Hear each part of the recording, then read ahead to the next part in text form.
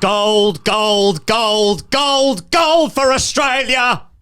India, your time will come and we will enjoy the saltiness on the internet until that day comes, but it's gold for Australia. Oh, yes, we're talking COVID. We're talking Tali McGrath. We're talking the UAE League. We're talking the 100, I suppose. We're talking West Indies, India. Hey, we're talking to Pete Lawler, and we're talking to Australian gold medalist Alana King. This episode is brought to you by Budgy Smuggler, the new hoodie and tracksuit range in Australia. Oh, it feels good on the skin. It feels good on the epidermis. Hey, what else feels good on the epidermis? Swimwear if you are in the UK. If you are on the continent in those hot, hot summer days. That's Budgy Smuggler, budgysmuggler.com. More of that later. My name is Ian Higgins. Sam Perry sits across from me for the first time in a hot minute, unless you're on Patreon.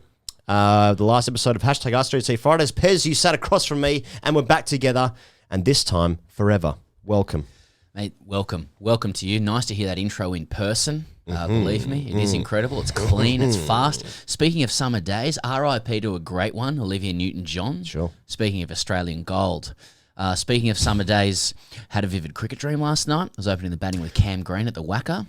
Wow. Yep. Okay. Made 10 in a session. I got out and then I decided I was quitting cricket. That's very specific. Yeah. Okay. You made 10 in a session.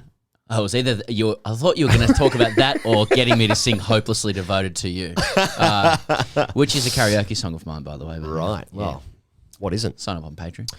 Now on Patreon, we're gonna have an interview with Kyron Pollard of West Indies fame. Who does he play for? Or my Indians fame, or one of the Australian BBL teams, if that's a competition that still happens, or the 100 or some shit. That's going to be on Patreon tomorrow. Of course, you can get all 102 episodes of #AskTGC Fridays.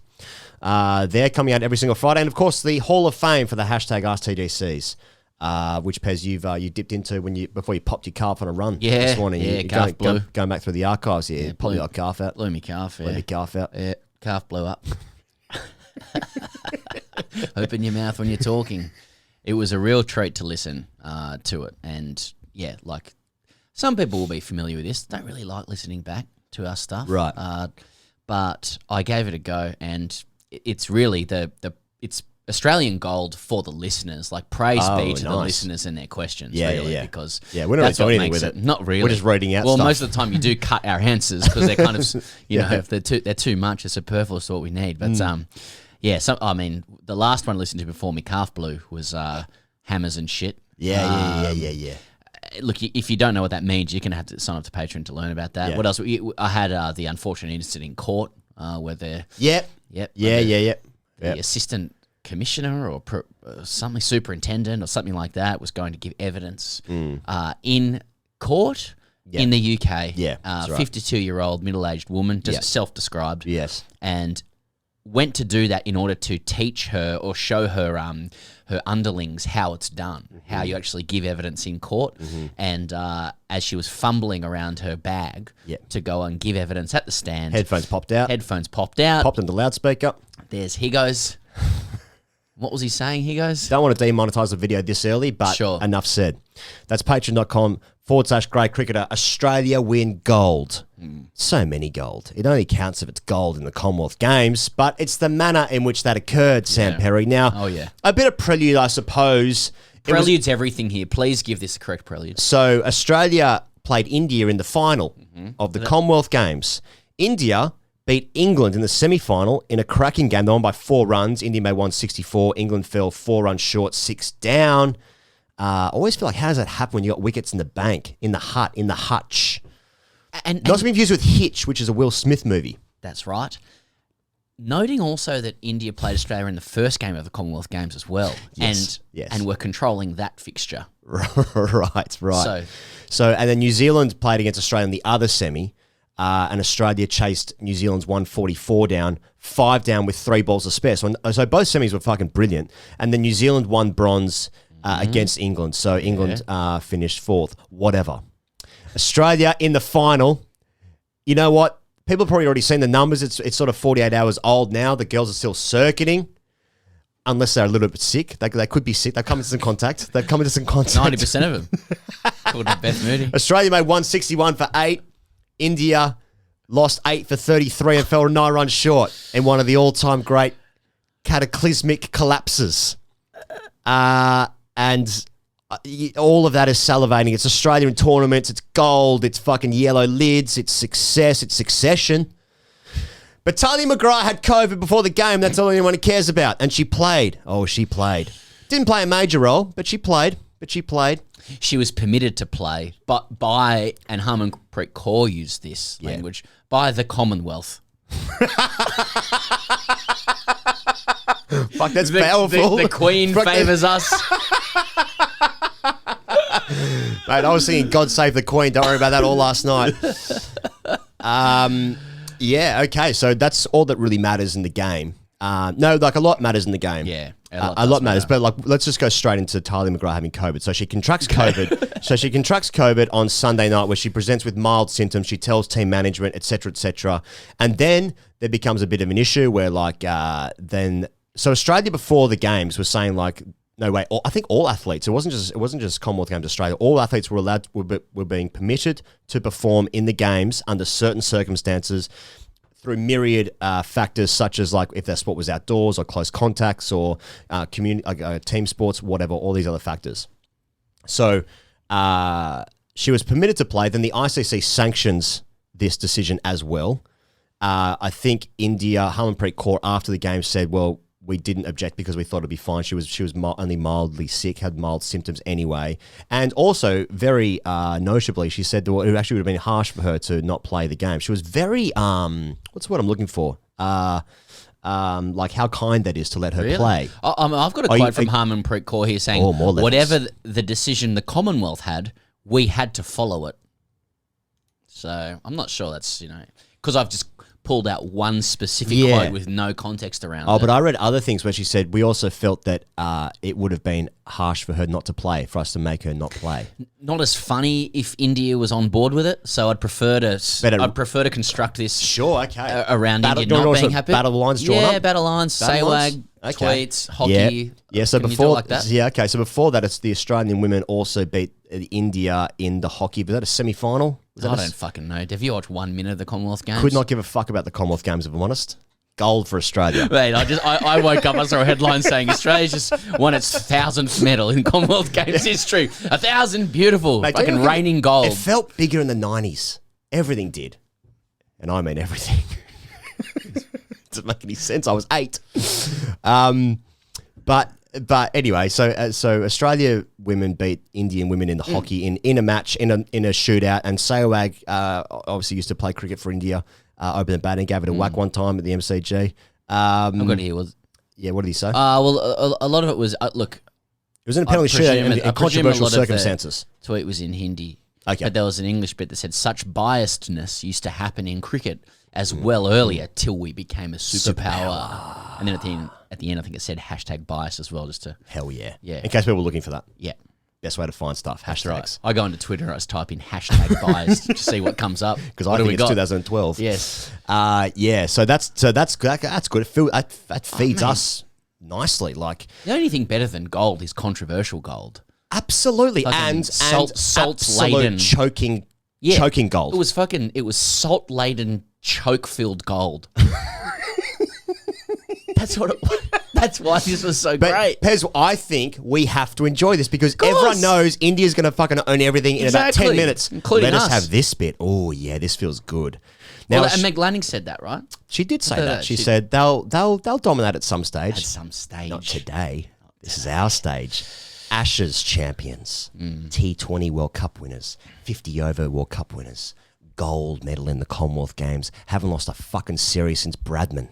Haven't lost a series in 4 years, Pez. What the fuck is this? It's unbelievable. I'll tell you what it is. There's one word for it. It's safety. That's what it is. Fuck yes. Now, fuck yes, Sam Perry. I feel safe. I feel safe. I recognise this shit. And I'll tell you what else you're going to recognise. I'm going to read some stuff to you, and you're going to be familiar with some of this shit because we saw this some in of the words. Yep. Now,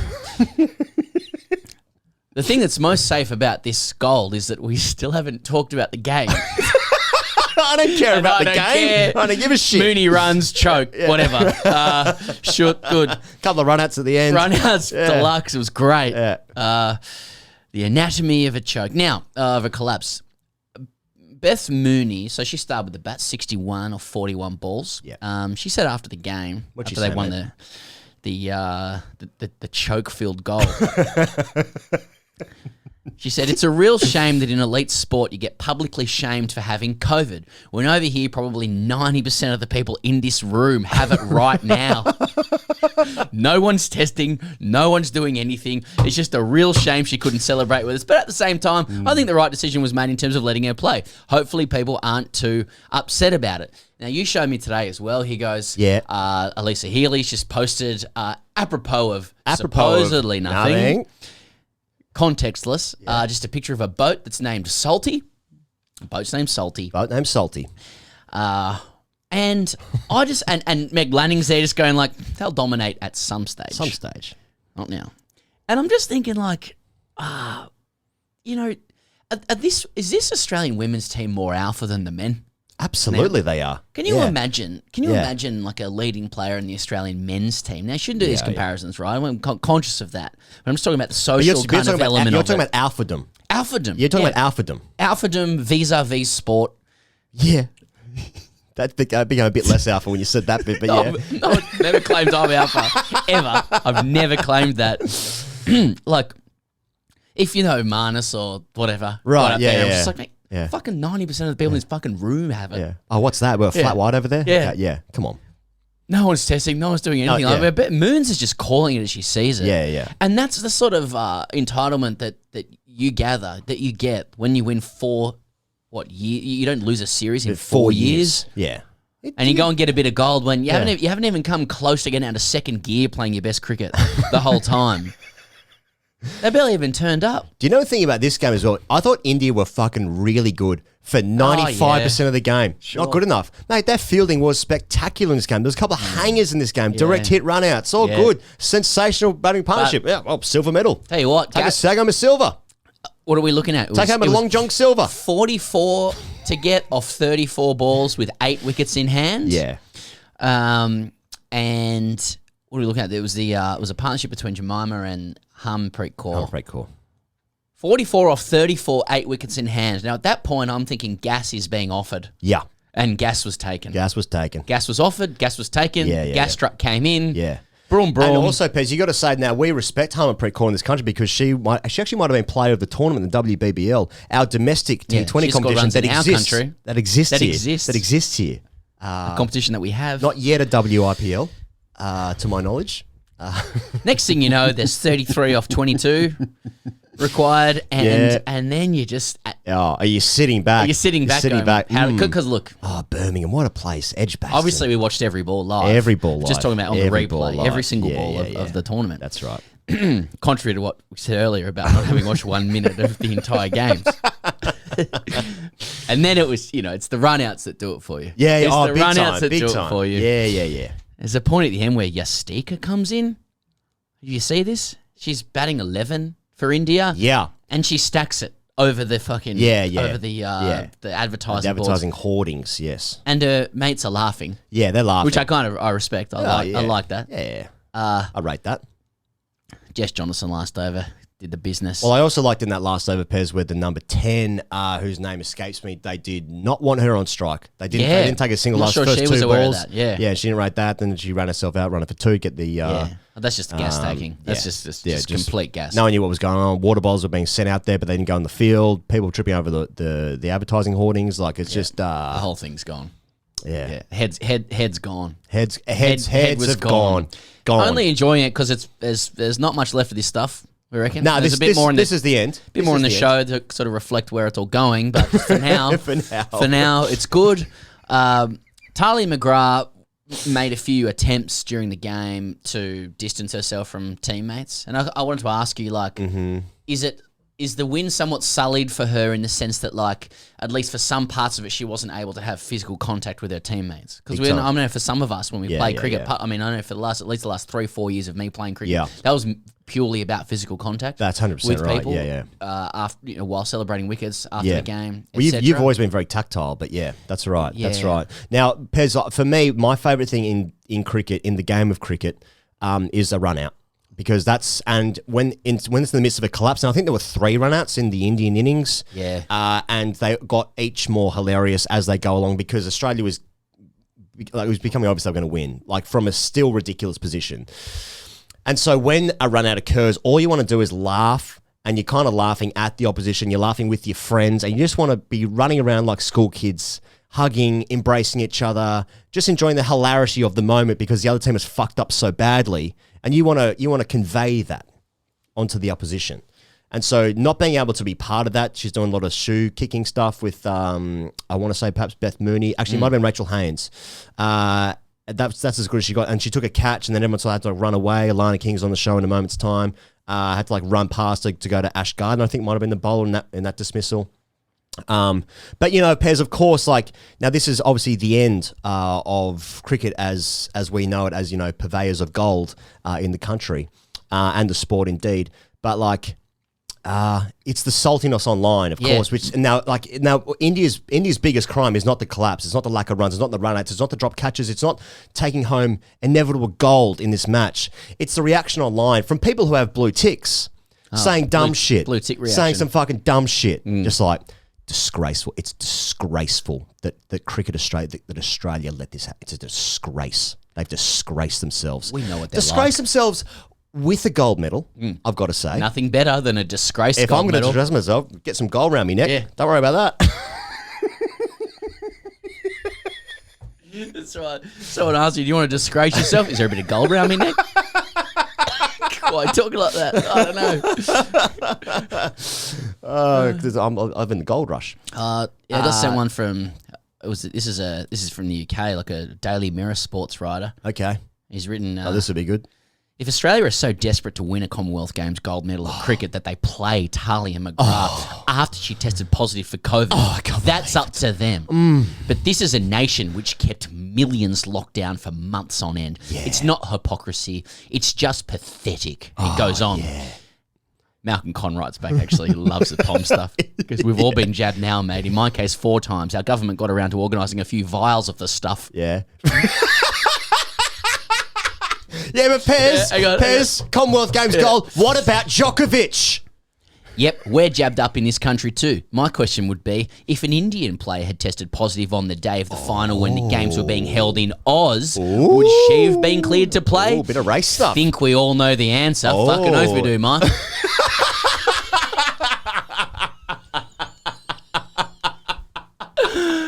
Fucking oath we do. But what about Djokovic? Yeah, what about Djokovic? What medal would he have won? Now, when I think Tyler McGrath, first thing I thought of, Djokovic. The hypocrisy, it's disgraceful. Disgraceful. Convicts. Fuck. It's good. It's good because it's Commonwealth stuff as and well. And then a bit of race baiting. A little bit of race baiting stuff in there as well. A little bit of xenophobia. A little bit of, what would they do? Yeah. We know what they're like. We know what they're like. Yeah, the Aussies. Yeah, the Those Aussies. dastardly Aussies. But then at the same time. We are. Yeah. That's how you play. But at the same time, some pretty alpha stuff in, from the women. Press conference, Twitter, that sort of stuff. They know what they're doing. They're in that phase. They haven't of lost a winning. series in fucking 4 years. Mate, I did that when I won back-to-back games in threes. I was taking to Twitter. Couldn't stop me. Bit of goal around me neck. Sort of subtweeting stuff, couple of pictures. This is where they are on their pokies, journey. Where's the gold? Pardon me. This is where they're at on their journey as winners, though, aren't they? Like they can't be beat. They haven't been beaten in their minds. They can't be beaten. You can need 40 off 30 with eight poles in the fucking hutch. Oh, mate, it's and like you still know you're going to win. It's like a factory clearance. Can't be beaten on price. Can't be beaten. And so, and then you start to kind of invite the salt and bring the arrogance a little bit. And it's actually just it's probably a sign that we're not too far off someone else coming in and winning some games. We're not far away. Are they tired of winning, the Australian team? Are they tired? They seem to like winning. Yeah. They seem to be into it. And they know how to do it. Because, okay, let's be honest though. There's probably only South Africa had how many teams can actually beat Australia at the moment? It's 2. India. It's two. Probably just 1, isn't it? Even England, yeah. I mean, 4th. Please. It's just one. It's just team, India. and they're coming. It's fine. They'll come. It's all good. So at the moment, it's just one. Yeah, let's enjoy the last throes of like subtle Australian arrogance and dominance. Tali McGrath has essentially replaced and usurped Elise Perry, who was Australia's greatest ever player. Well, in the conversation. And Tali I'll McGrath say greatest. has had a fantastic tournament. Now, I'm surprised. Tali McGrath averages 167 in cricket. I'm not surprised she didn't have a good game, though, in the final because she must have been feeling like shit, if I'm honest. That's right. In absolute pieces. Absolute bits. Had to sit by herself as well. Now, if she came out to bat in a mask, I would have rated that extremely highly. And made 100. Yeah, made some runs. She made 2 off 4 and didn't bowl particularly well. Nah. But took a catch.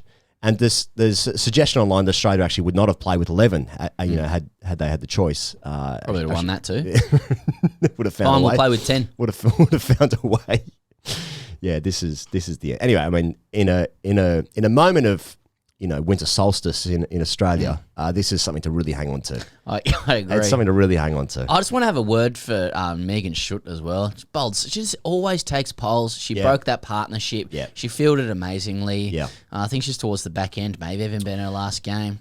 I just think she's an absolute gun. She's Doesn't only get a bunch of attention for it. She's only 7 wickets. So Elise Perry has the most wickets ever for Australia in T20s, 115 poles, and Megan Schutt has 108.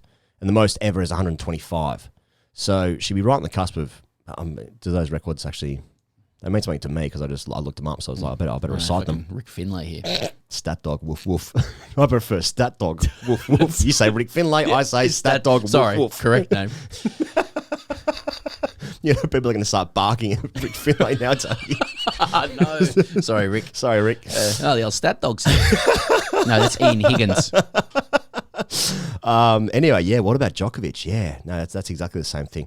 Hey, Pez, we haven't spoken to, so anything can happen. But in this insert right now is going to be hopefully Alana King, gold medalist for Rather Australia. than hear from us about what actually happened, why don't we just no one ask someone cares. who was there? Yeah, we should ask someone who was there and how she's feeling. The interview Any is symptoms? thanks to. This guy isn't a gold medalist with respect to Shane Watson, but it is thanks to T20 Stars. Gold medal service, Pez. And it is gold medal service, and they're actually bringing an offer in reaction to the girls bringing home gold. That's what the copy says here. It's an amazing win in the finals. T20 Stars are offering, listen up, 15% discount on all T20 Stars bats, balls, and protective wear. You got to use the code GOLD15. Oh yeah, gold 15. Especially if you're in India, and I know that will hurt. That will hurt to type it in because it's referring to the Australian team that won. I tell you what, though, 15% doesn't miss. Exactly. So there's always something for you there. You get silver and 15% off, but the code is gold 15. Just gold 15, lowercase for the G, as far as I can see. GOLD 15. That's 15% off T20 Stars bats, balls, and protective wear. Listen. Free and speedy delivery and returns. Yeah. Cutting out the middle person. Buying online. Let's emphasise that the free and the speediness of the returns, if necessary. That's right. If necessary. Free and speedy. Watto was speedy. Watto clocked above 140 when he was young as well. Yeah. Through the wheels. chest. It was wheels. That's why he's done that. It's on brand. That's with right. how he used to bowl. Yeah. He was young and raw. Everything's and quick. linked up. Fucking hell. Fuck, it was young and raw at that time. Wasn't it? Yeah. Watto. Yeah. Gee, I'd go back and have a look at that. Now, buying online has never been so easy. T20 Stars. T20 Stars now, what I was getting into the software game here. A gear selector to help people find the perfect battle protective gear for yourself or your child. I don't know if I've said this online before, here goes, or like on air, but maybe online, sort of Twitter and a my couple of tweets. But when we interviewed Watto for the first time, he does a podcast as well. He has done a podcast. You expect that he's got a producer to sort that out. Wouldn't you? Sorts it out himself. Literally knows all the editing software, and he's like comparing notes like a nerd with us about how you actually get a podcast going. Yeah. An entrepreneurial cat. T20 Stars bats are made with the highest quality willow and modelled after Shane Watson's own champion bat he used during his cricket career. So he's obviously picked up a couple of blades that he used to using on, I want to make it that way. Listen, what else can we offer? 15% off. Gold 15, that's the Gold code. 15. What's the website? T20stars.com. Here she is, Alana King. So thrilled to be joined from the UK by Australian leg spinner, now gold medalist, Alana King, driving up a highway on her way to Nottingham. Alana, welcome to the Grade Cricketer. Let's start at the important part. Has it been a gold medal celebration? What's it like to celebrate with a gold medal around your neck? I can tell you it was bloody heavy having it around our necks, but yeah, the celebrations were pretty wild, I would say. Oh, okay. Sorry. How wild is wild? I mean, are you able to give any insight? Oh, Can you paint a picture? It's a heavy gold medal. I can paint.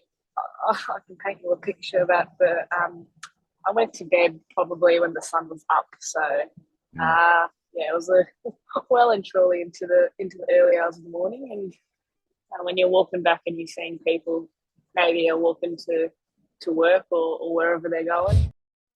So I'll just ask you, like, how are you feeling? And by that I mean, do you have any fever, muscle aches, blocked nose, or loss of taste?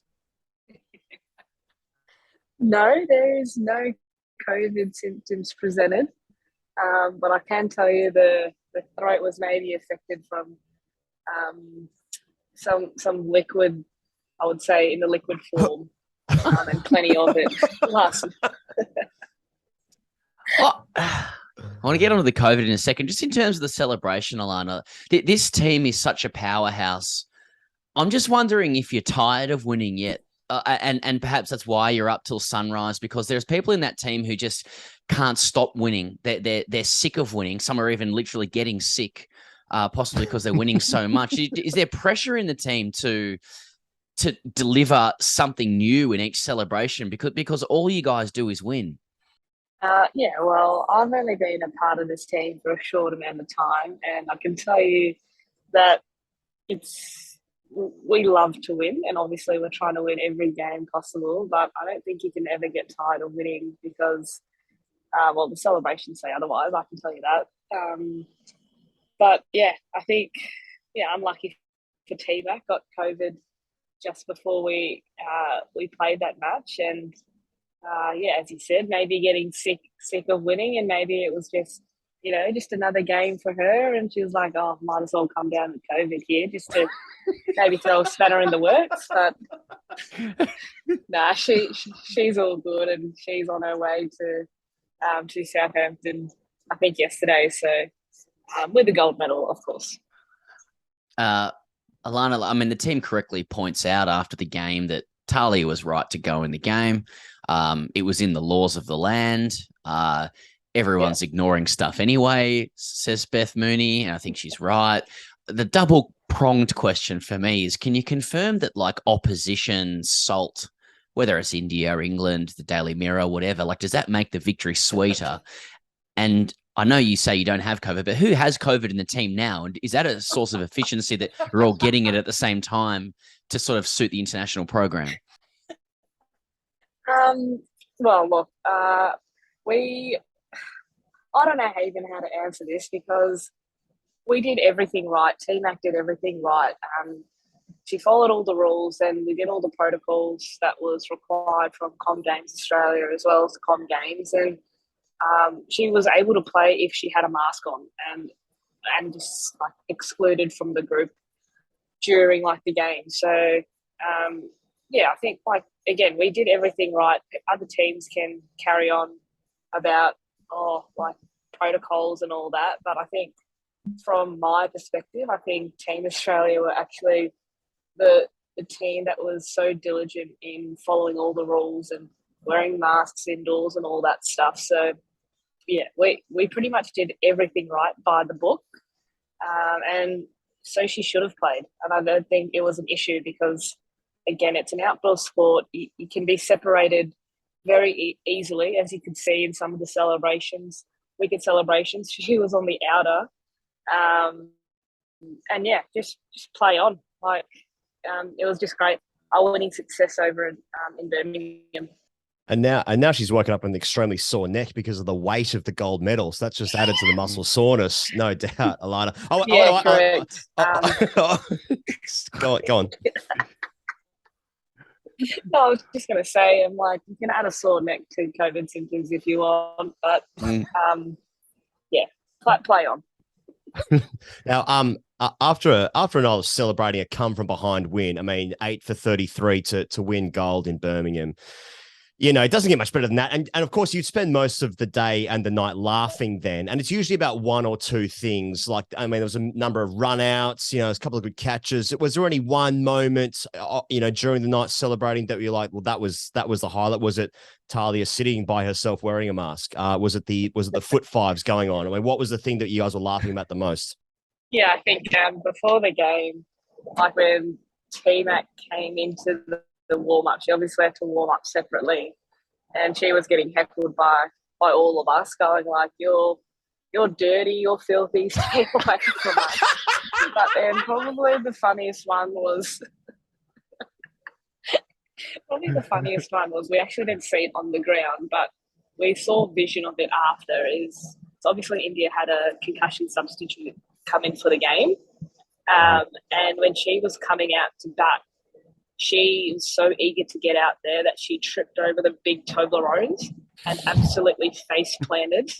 And when we watched the vision, it was pretty bloody funny because that just summed it all up. Like, yeah, it was actually, you guys need to watch the vision of it, and then you'll be on my level of how funny it actually was. Oh, no, we saw it, and we saw her own teammates laughing at her as well, even though there was a gold medal on the line. You know, a stack is a stack. You know? Stack's a stack. Yeah. Stack's a stack. Doesn't matter. Doesn't matter what's going on. Funeral. But it was the fact that she was actually... if you go down... It's just the fact that she was actually walking out to back. Well, had to act all cool that she was all good. Oh man. Okay, so No, I was just gonna say, I'm like, well, the concussion substitute almost gave herself concussion when she stacked it, so that would have been pretty. Yeah, I don't know. We'll leave it at that. I'll look. Higgins and I have done a lot of work building connections, forging connections into India. We were in India a few weeks ago doing a live show, and we've erased all of that goodwill on this show just because the nature of the defeat for India was look, we've all played cricket. You know when you're on the field when the opposition is taking the gas, like you know when the collapse is on, you know it before it happens, and when it's happening that it's already over. And Higgins mentioned this before. It was India needed 44 runs off 34 balls. They've got 8 wickets in hand. Jemima Rodriguez and Harmanpreet are cruising. And did you guys still know they had a collapse in them? And how good did that feel just knowing, wow, I can't believe we're going to win it from here? Well, I just think we just knew as a team we just needed that one wicket to break that partnership. And we just needed to hang in as tight as we could. And make them make the mistake, and it drew the mistake.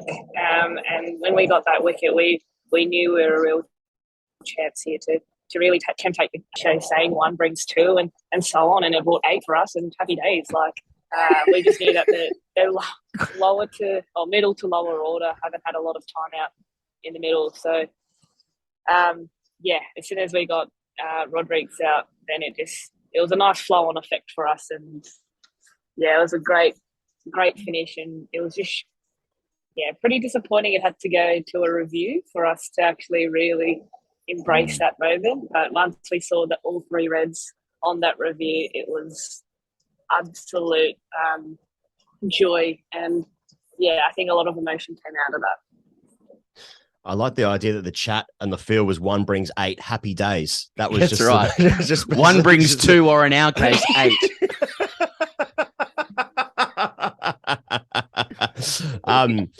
Alana, I know that I mean you mentioned before you've only just recently joined the team. That one. You've only just recently joined the team. I mean, you had 3 international debuts come in the space of 14 days. This has all happened for you this year. Since then, you've won the Ashes, the 50 over World Cup, a Commonwealth gold medal. You've already won the WBBL. Back in May, you won the Women's T20 Challenge over there in India. When are you going to retire? Look, if we win the 100, you could be on the cards and we'll go out with a bang. But for now, I'll be on this roller coaster as long as I can. But it's been an incredible 6 months, or 6 to 12 months, I guess. And I've just loved all the highs and lows that come with it. And you go through every emotion possible. And I definitely did that in that gold medal match. And yeah, I think it's just been unbelievable, and it just shows how good this team is, and no matter what, we'll keep scrapping and scrapping until there's a result. And fortunately enough, we're on the better side of it. Alana, I know we don't have vision of you because you're literally on a motorway going to Nottingham, presumably to take up a 100 contract or something like that. But for those who can't see you, your parents are from Chennai.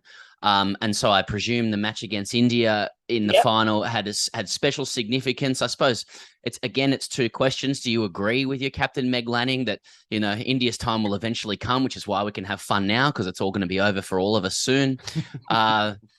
And do you like us fear saying anything wrong? Like, do you want to talk about whether there should be a women's IPL or something, or you just want to steer clear of that? Like when I was in India early this year, I mentioned it was scary enough to see there is talent in India. So everyone's crying out for it for women's IPL, and it's just going to help the global game as well as India. Like they've got that much talent with such response a WIPL, I guess, and it'll just be another tournament that women can go play around the world at in different conditions and experience a different side of the world. All right, Lana. Well, of course, every cricketer, male or female, obviously wants to play any other sport except for cricket. They always choose cricket as a second sport. For you, you were an absolute gun tennis player to the point where you were actually a ball kid in the 2011 Aussie Open final where Kim Clijsters won. I'm telling you things that you already know. So Thank what you. I want to know is, would you trade it all in for one Wimbledon tournament? Everything you've won in the last 6 months, would you trade it all in for one Wimbledon crown? Definitely not, because I'll get absolutely ripped to shreds. 6 love. So I'll take the few medals I've got around my neck for that. Absolutely. Alana King, thanks so much for giving us your time while you're actually driving at the moment, safely and legally. And just congratulations on the mythical gold medal that was so heavy around your neck. And, look, we have said on the show, you haven't heard this, but a controversial gold medal and one that annoys other people is better than I was going to say clean one, but that actually has different connotations in Olympic sports. I'm not suggesting anything of the sort. All I'm trying to say is congratulations on a gold medal and everything else you've won, because everything you touch as of late seems to turn to gold. All the best for the 100 and all the best for the international career beyond. Thanks, Sam. Thanks, Higgins. Appreciate you guys. Thank you very much to gold medalist Alana King. Gold. Fuck, that'd feel good. That's Australian gold. Mate, what about a circuit Mate, medal around the old Gregory Peck? Now, what's the etiquette of getting the Olympic rings tattooed on you if you've never been to the Olympics? Just do what you want. Just go into a shop and ask for them. Give them a picture. Do you think the tattoo artist has some laws around what they're allowed to do? Exactly, Can you guarantee that you were in the... Yeah, my name's Scott Miller. Butterfly. The UAE League, I believe it's going to be called the IL T20 League. Right. I think that's what it's called, Pez. It runs from January 6 to February 12. There's 34 of your best matches in Sharjah, Dubai, and Abu Dhabi. Let me read you some names of the marquee players who have signed to appear and compete in the inaugural edition.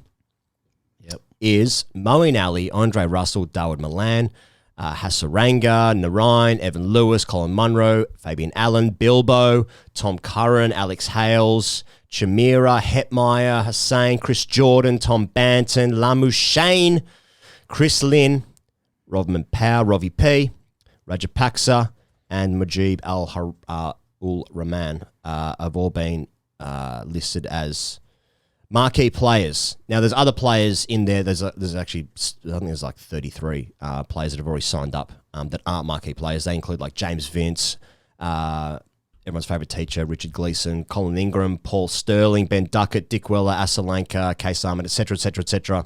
Guys you might recognise who at one time or other played in the Big Bash. To this point so far, there are no cricketers from Bangladesh, Pakistan or India in that initial list. There's only, of course, one Australian so far. That's Chris Lynn. In relation to Pakistan players, Lancer Capital, that is the institution run by the Glazers. They're hopeful of buying Pakistan players. That seems unlikely, though, given the PCB won't grant NOC to players they expect to participate in Pakistan's home season. I think 2 current international players from Pakistan actually tried to apply for NOCs, and the PCB knocked them back. Other owners in this competition from India are wary of backlash in India if they actually bought Pakistan players. So it seems very unlikely that Pakistan players won't play. And also, you were talking last week, Pez, that the Pakistan players scheduled for the BBL draft are they got out. games now. They got games. Are out. Now, of course, in an Australian sense, there's no Warner in this list of marquee players or players that have signed up, meaning that he will likely play in the BBL for the first time since 2013. Where it gets fucking insane, Pez, and it's all part of this broader conversation, Moeen Ali is one of these marquee players, and he's also expected to be signed by the CSA League, that's the Cricket South Africa League, which is on at the same time in January and February. And, by the way, England are also playing against South Africa at the same time in white ball series. That's a direct qualification pathway for the 2023 World Cup. There's fucking too much cricket. There's not enough players. It's fucking ridiculous. It's getting ridiculous. Something must give. We've been saying for weeks now that cricket is changing before our very eyes. And we will be talking to Pete Lawler in just a moment, who is right across all this stuff. But I think, like, the more you break it down, and hopefully I'm doing some way of actually conveying the absurdity of all of this and how fast cricket is changing and how it's just a club game now, which will have international windows eventually. Moeen Ali might be actually the most interesting case in that. And he's going to be signed for 2 brand new teams, which are all part of, they're linked to IPL franchises. Obviously, he plays for CSK. The Big Bash is in a bit of trouble, I reckon, because all those players used to play in the Big Bash. I reckon people who listen to the show or watch the show would like be familiar with the feeling of starting a new job and there's just fucking acronyms deluxe coming at you. Right, yeah. And you're really tired at the end of the day because you're just being stimulated with all of these words and letters that make no sense to you. They mean nothing. Yeah. And I feel like the last 4 weeks of cricket has just been like a shower of acronyms and bureaucracy and red tape and legal talk and diplomatic posturing and bargaining through the media, and there's so much like commercial complexity sitting underneath this stuff. Like it's, like we're trying our best to decipher it in grade terms, but it's getting fucking heavy now and annoying. Is it and getting not funny. fucking grim? There's just something I'm else. just thinking, like a year ago, 2 years ago, when we talked about the BBL, we put it in terms of fucking blobby. Hey, I've had a couple of beers at the test. Hey, storm in. Yeah, I storm in. I watch the BBL, and now I think about the UAE League. I'm like, what is that on as well? I don't know. Is that good comp? Yeah. Can I watch that? From the fans' perspective, what does any of this shit mean? Yeah. I think in that regard, Pez, I think for an Australian audience as well, we are in the worst time zone, and I include our Kiwi brethren as well in this, who also have a competition, the Super Smash. It's getting taken away from our eyes a little bit because these games are on just the worst possible times for you to actually watch. So, like, and we want to watch our best players. We want to watch our Kane Williamsons. We want to watch our Steve Smiths, whatever. And instead, they're going to be drawn into the Middle East and to Asia, and maybe even like the 100 being played at the moment. We're like, there's a bunch of Australian players playing, but we just don't see it because it's so like from a very selfish Antipodean perspective of this, our best players feel like they might be being taken away from us because we just won't see it, and that's not their problem. It's not the players' problem. It's our problem. But this is the paradigm shift, isn't it? Because you use the word "our players." We believe like in the paradigm of the nation state. Yes. They're ours. They come from Australia. We bred them. They grew up on our dusty plains. Well, some of them are horses, as you know. That's right. We call them, but they're in stable. Yeah. Wild horses, brumbies, of our nation. And so we feel some kind of ownership to that. And it strikes me that seems to be the line from Cricket Australia and the ACA, that the conversation seems to be coalescing around this idea of like, the players have a responsibility to protect the sovereignty of Australian cricket because they have bubbled up from this system. They stand on the shoulders of giants, and it's really up to them to protect it. And if they don't, if they take the short-term contracts, if they want to double their money, they are going to be contributing to the demise of the place of cricket in Australia and Australia's place in the world. And I don't know. I'm just trying to read between the lines on a lot of the way this conversation happens through the media. And we're talking to LALOR soon, who's right at the coalface of that. People would have him on speed dial. I don't want to use speed dial anymore. Anyway, and that seems to be the motif of it. It's like the players have this decision.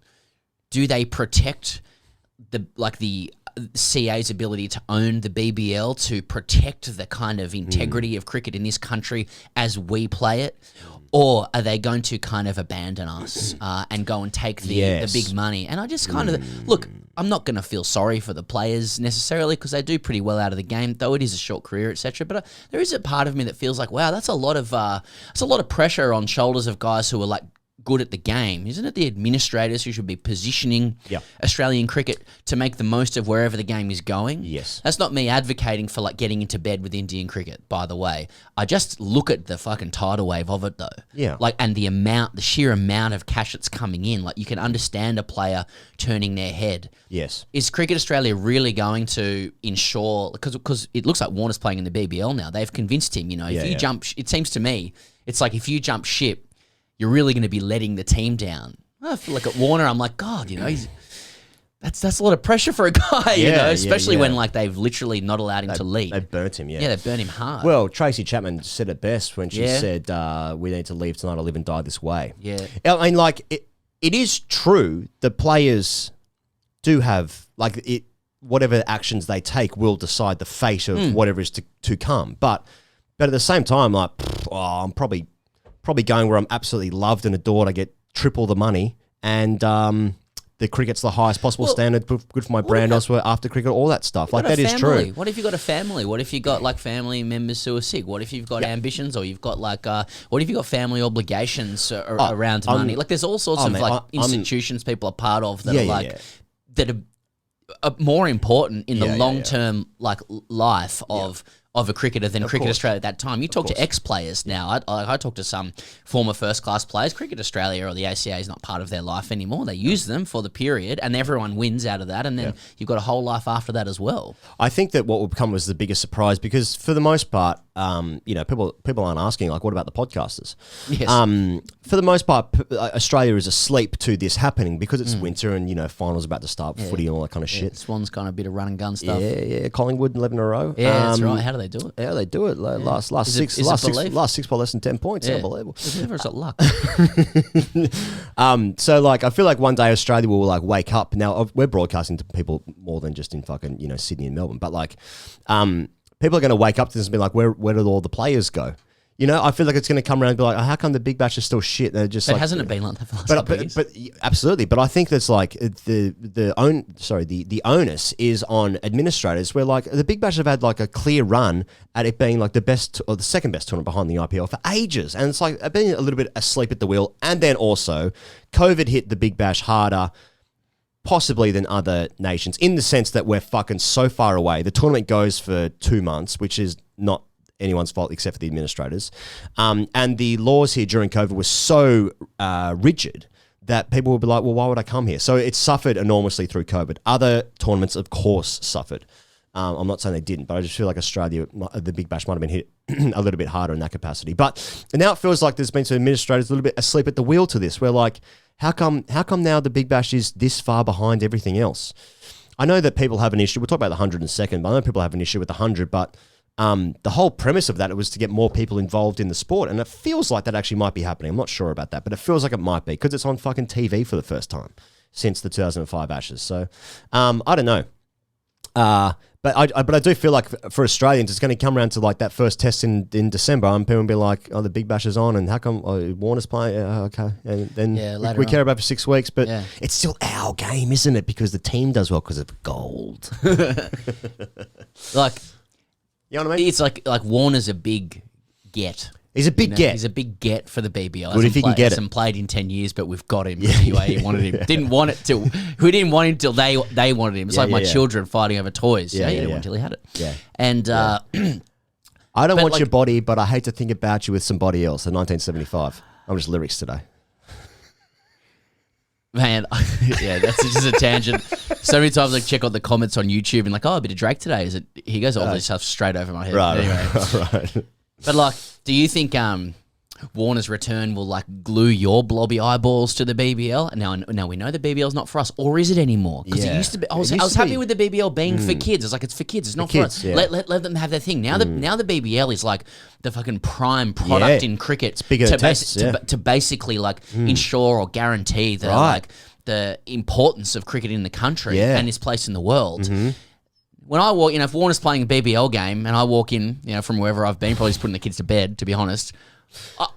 I'm like, I don't know. Am I watching that? Like, it's like, is he? Like, Depends who he plays for. I've seen him bat. He's sort of button run. Because if he's with the Scorchers, now they've got a pretty good squad this year. I can see him with the Ashton Turner. Well, he's going to be with the Thunder, and it's like the Thunder's sort of the cousin of the Sixers in Sydney in terms of like it's a status thing. It's just very New South Wales thing. But the haves versus the have-nots. Yeah, like Warner should beat the Sixers really in terms of just the way his identity stuff works. Matraville is from that area, as close to the SCG. No, he should. Yeah, let's get it right. Same with Cummins. I know Cummins is Penrith. I get it. It's just Thunder's like Thunder's twos in Sydney. Even Kawaja for me, like played at Randwick, Randwick, playing Coochie Oval. Come on. Well, he's Queensland now. Kawaja's abandoned New South Wales. That's true. Totally. Goes for the Maroons, isn't he? Yeah, and he's signed with the Heat too. He's gone full Queensland. Oh, he's gone full Queensland. I got to respect that. I don't. I just feel like he's a nice guy. So I never change teams. Yeah, you can't change your team. But yeah, I just like we finally got Warner and like the entitled Aussie audience is like all right. What else is Bradman playing? Can we get Bradman back? Australian Nobody's curious in round 3. Like, can we get Bradman back? Would you watch the BBL if Bradman was playing? Well, he didn't in his sixes, did he? Couldn't get off the fucking ground. Couldn't get off the deck. Danger going aerial. Yeah, run the ball's cute, but game's moved on. Game's moved on from the Don. That is like you just can bring back any player any time. Aussie audience back. What's on? I got to tell you, Keith Miller. I'd have a look at Keith Miller before Bradman. Okay, couple balls. Yeah, Benno. Yeah, Benno at a deep V. Yeah, in a Adelaide Strikers kit. Keith Miller death bowling to like Daniel Sams or something. Oh yeah, cop 2 or 3 balls of this. Look at my scroll on my phone. Exactly. Yeah, that's his Twitter. Yeah, that's exactly. Yeah. So I don't know. It's getting. We've got P. Lawler coming up. Yeah. It's all a bit. It's all getting very X's and O's. I kind of miss the old days of grade cricket. Could just be overlaid onto things, and we could just talk about jelking and on-field, off-field stuff. But now it's all like broadcast deals and dollar a run, and Shires are offering me this, but if I play at the grade club, they might give me the meat tray every 3rd Wednesday. Because the BBL used to be about kids, for kids to watch it as a gateway to the real stuff. And now the Big Bash is about the survival of the sport, so kids can have funding. No big bash, no cricket. No Big Bash, no cricket. No Big Bash, can't pay your regio this year, Jim. I called you Jim. Well, I called you James, but Jim for short. Okay.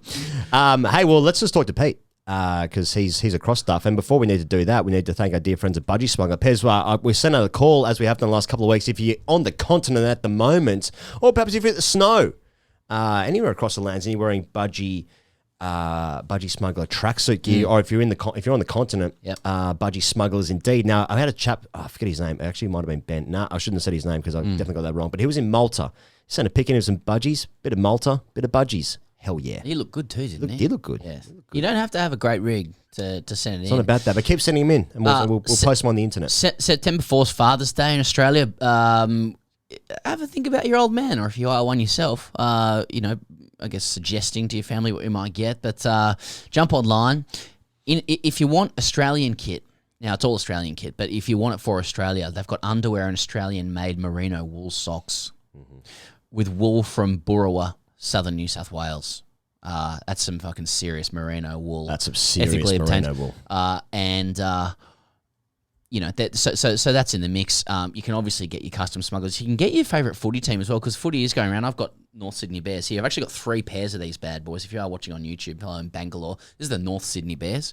one of the all-time great teams, and also chokers, like you blokes the other day. And Is that your favourite sporting team? Yeah. In the history of sport? Yeah. More than the Australian cricket team? Well, it's just really different. Yeah, like They are. It's really different. it's really different. I'd say it's probably equal, really, in some perverse way. Yeah. Like, okay, the Australian cricket team has like deep cultural heritage and value to our nation state. You know, like the national broadcaster's PO box is 9994. Yeah, that's Bradman stuff. Yeah, that's so true. North Sydney Bears can't really compete with Like that. Gavin Larson. You know, that was a New Zealand cricketer. Gary Larson is the league player you're talking about. Well, they played both. No, they're different people. No, they're different blokes. Yeah, and Gary Larson is also a comic, but different guy altogether. But Budgy Smuggler will take care of you, whatever your proclivity, whether it is Gavin Larson or Gary Larson. Or grand larceny.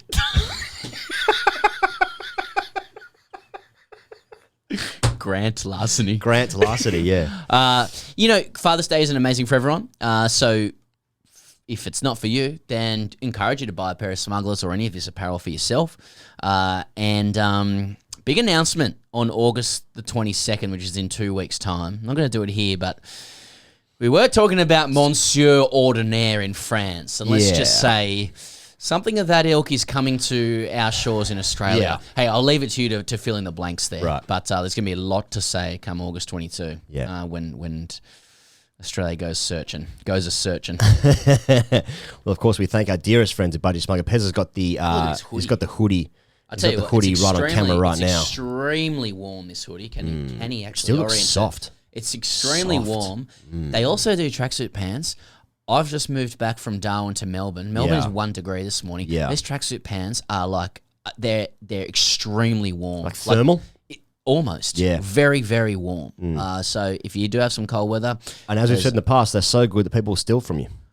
People have been known to steal these. That's right. You've got photographic evidence. In the still of the night. Grand larceny. My dear friend Grant Larceny. All right, here he is. Here's Pete Lawler. Well, it's been a little while since we've talked to this doyen. He used to appear on the show a couple of years ago. Then there's been a little bit of a gap. I think he's been competing with us a little bit, but we've decided to get him on. Yeah. He's the chief cricket writer at the Australian. He's a senior sports writer there too, but he's broader than that. He's written a history of the Sydney Harbour Bridge, a biography of Ron Barassi. He's the co-host of the excellent podcast Cricket Etc. I don't know what that is, but he tells me he is with Gideon Haig. And he's the author of a best-selling true crime book as well. It's Pete Lawler. Pete, welcome back to The Grade Cricketer. Have I got my True Crime Award statuette in the back of this shot? Can you see it? The Ned Kelly Award, mate. The Ned Kelly Award, 2003. Hey, the last time we talked to Justin Langer, he said something similar about his World 11 jersey. Hey, Pete. Hello, and thank you for that very kind introduction. It's a double-edged sword being called a doyen, isn't it? That's code for old prick who used to be relevant. Pete, speaking of true crime, the IPL monopoly. No, I'm kidding. I want to ask you about the state of the nation with Australian cricket. I think a lot of people we talk to on this show, they just roll in like Blobby to watch a bit of the BBL at night or when the Ashes are on, and they just like cricket in the summer. It's a bit of a pastime. It's got cultural value, but you look through the papers and other media, and are we seeing within Australian cricket just a reorganisation or a reset, or is there a revolution going on before our eyes? The great reset is upon us, is it? Yeah. Geez, that's a hard question. I hope I'm getting paid for this gig. I just thought it'd be a lighthearted chat. It's a fascinating time in cricket. You're spot on. I'm going to use a climate change analogy because I'm a sad old lefty, but it really feels like, with climate change, you've been told forever that it's coming. And then one day you go, holy shit, everything's burning. And when it's not burning, we're up to our bloody nose in water. Cricket, similar. This privatisation business and the dominance of the T20 leagues around the world has been talked about for a long time now. In fact, Adam Gilchrist came back from the very first IPL in 2008 and said, no, you won't be talking about the IPL looking for an exclusive window in cricket. You'll be looking for test cricket. Will be trying to find a window. It will flip on its head. It's happened, I reckon, or it's happening before our eyes. You can see it in the new FTP. You can see it with this proliferation of leagues. If this plays out the way people see it will play out at the moment, you're going to have like the Bangladesh League, the Australian League, the UAE League, and the South African League all running in a pretty similar window. And they want to push the UAE League back a little bit more so it runs directly into the IPL League so everyone can hang out their shingle. They hang out their shingle in this, everything's an audition for the IPL. If you think that through, that's about 5 months of bloody franchise cricket. It's not going to, Australia is kind of protected from this stuff because Australia is blessed to be a sort of wealthy cricket nation like England and India. So, it can afford Test cricket and it has that status that it will keep playing Test cricket and Test cricket's sacred. But the strain's showing on ODI cricket and it's showing on all bilateral exchanges now. But we've really reached that point in the debate where it looks like club is really gaining a sort of equal footing with country, which has happened in English football, hasn't it? Mm. I don't know what you guys think. Or do you think I'm being hysterical about that? Well, it rained yesterday, so explain that in terms of climate change. I don't really know what to do with that, but it was cold this morning. So how is there global warming? You've been reading our op-ed pages, mate. Come on. I'm wearing a jacket, Pete. Explain that to me.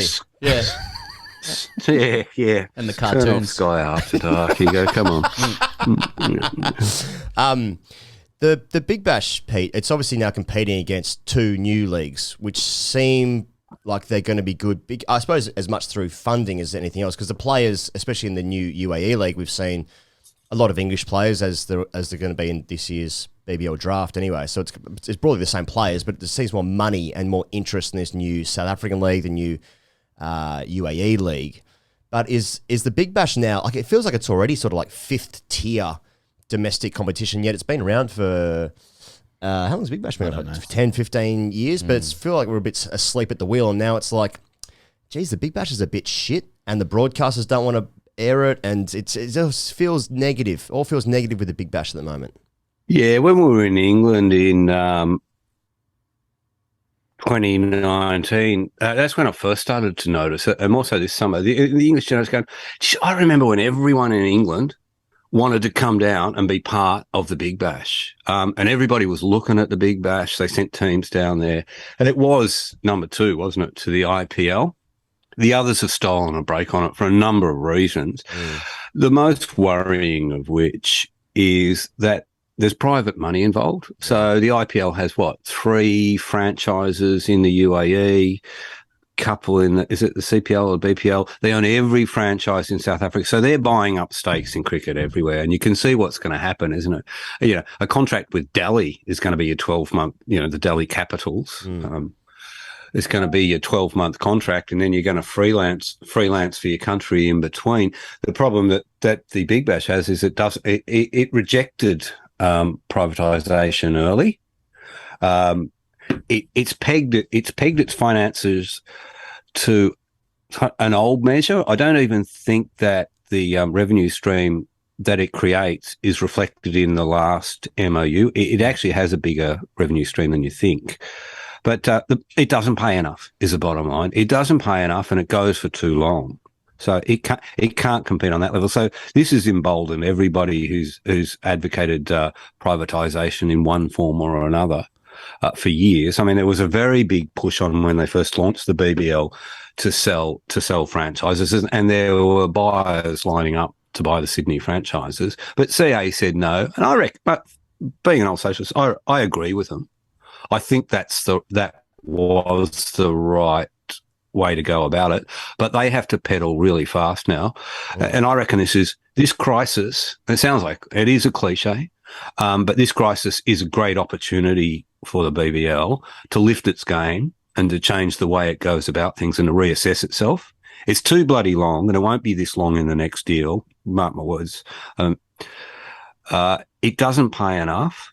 but it's recognised that, and with the agreement of the Players Association, it's offering $340,000 contracts now to overseas players. It's too late. In a way, they've left that a bit too late, and they're bidding high for crumbs off the table, frankly. But in their response to David Warner, I'm really heartened. They're going, Jesus Christ, David Warner can't leave Australia in January. That is a crap look. He's a smart bloke, Warner, isn't he? He says, I want to go. The BBL go, geez, it was fine that you never played with us, but if you go and play with someone else, that looks crap, particularly on the eve of a broadcast deal. Who's going to buy a league where even your local players, where your local biggest or one of your biggest local stars just isn't interested in playing it and is in another country at that time of year? It's a really bad look. So CA have responded really well to this, that they've sort of put a bit of money on. I think they put a fair bit of money on the table. I wouldn't be surprised if he is getting more than any of the international players. It's certainly getting more than all of the Australian players, and I'd argue he's worth it. I don't know what you think.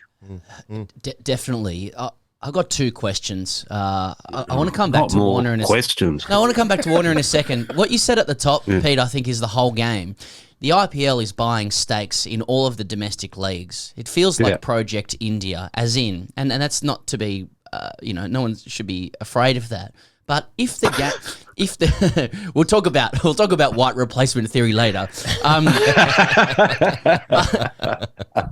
if the whole game is that the IPL is buying stakes in different leagues to remodel cricket into a club versus country thing, where club is the primacy, and country comes in at different windows, like it is in football, then if that's the inevitable future of cricket because the money cannot be competed with, then isn't it incumbent upon Cricket Australia to position Australian cricket to best, I guess, work within that framework? And against that, instead of trying to protect the BBL from Indian interests, isn't it better to create the best, and I use this word, product for it to be purchased? And perhaps is that what they're doing with David Warner?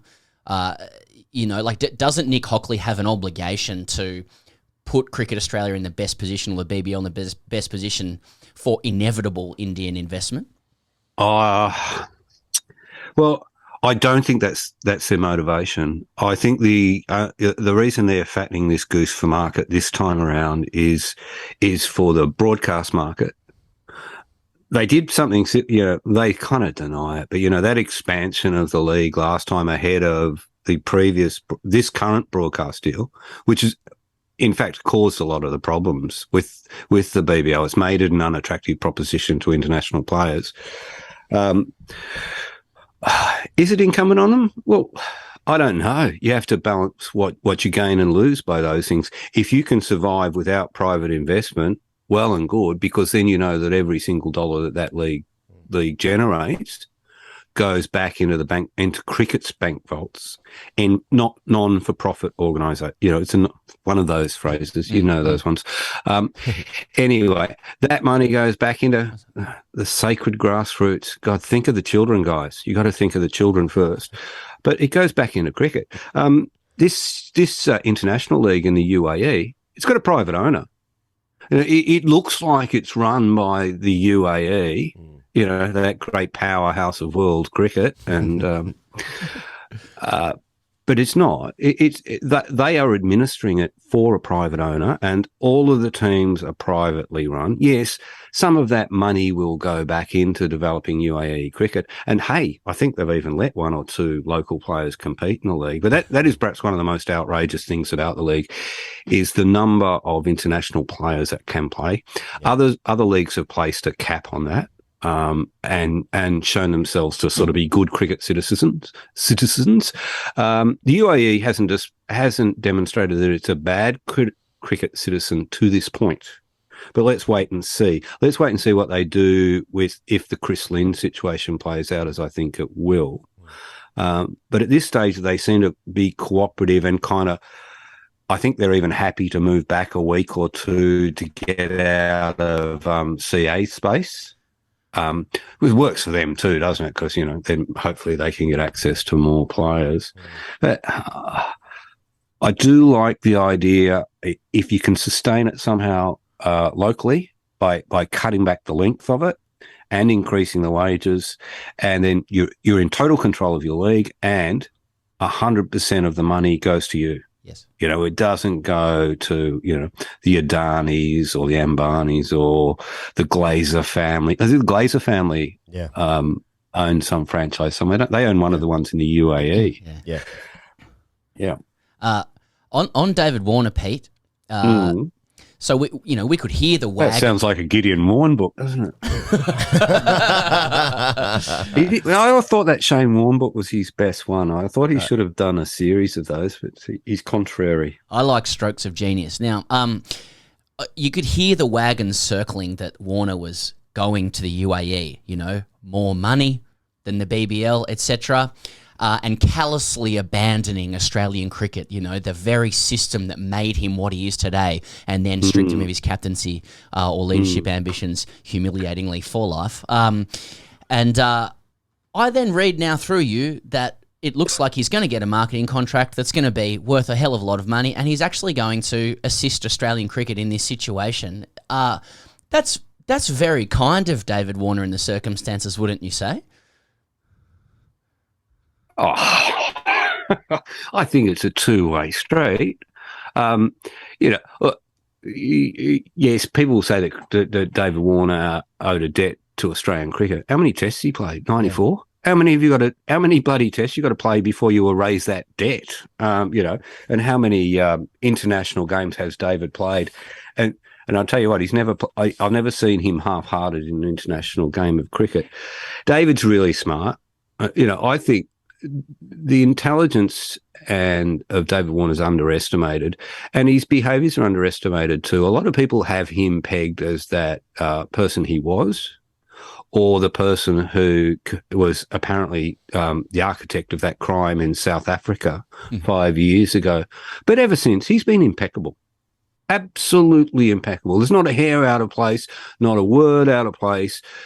His behaviour, his enthusiasm, and his dedication to the team. And David's also, as I was saying, he's a very smart bloke. He knows that it probably looks better for him to stay here. It depends how much it costs him to stay here. And I'm confident the CA have made sure that it doesn't cost him too much money to stay in Australia this January. And his reputation didn't need a fist fight with CA. And there's another element of this. David Warner was the shop steward during the MOU dispute. And some might argue that he paid a heavy price for that. In fact, some argue that he got a heavier penalty out of South Africa because he'd upset people on the board with his assertive behaviour during the MOU dispute. If you're the shop steward and you advocate, revenue share, what is the rising tide lifts all boats, whatever that shit is. He does have some sense that if he puts in and if he plays in the BBL and makes the BBL better, it's good for everybody. It's paying a debt, but it's good for David too. Looks good on the CV, doesn't it? Yeah. Last one from me, Pete. You alluded to Chris Lynn earlier, and I know this situation is happening right now, but Chris Lynn's a very interesting one in that he is the only Australian listed as a marquee player in the new IL T20, the UAE league. I think he's. Are you calling it the IEL? Is it? No, IL. I think it's IL. IL International League. Yes, the International League. Yes. Yes. And Chris Lynn is the only Australian listed in that as a marquee player. I guess he's been granted an NOC, but does he even need one? Because he's not a CA contracted player, and he was let go by the Heat. But it seems like he'll be a bit of a test case to see if other guys are allowed to go there as well. Yeah. Are you a lawyer? Not anymore. I'm a dickhead from the internet. Right, but you was. I was. Yes, I was. Right. My best mate was a lawyer, but he had trouble proving it because he vomited on his degree. Anyway. Yeah, just didn't frame well. Stains all over it. Anyway, What did you ask? Sorry. Oh, no, it's going to be a massive case. And I mean, the NOC's no objection certificates exist in the sort of ICC domain. The ICC have no power at all over anything except to officially sanction or not sanction leagues. And they've shown how rigorous they are by sanctioning this UAE league when everyone's concerned about, the number of international players involved in it.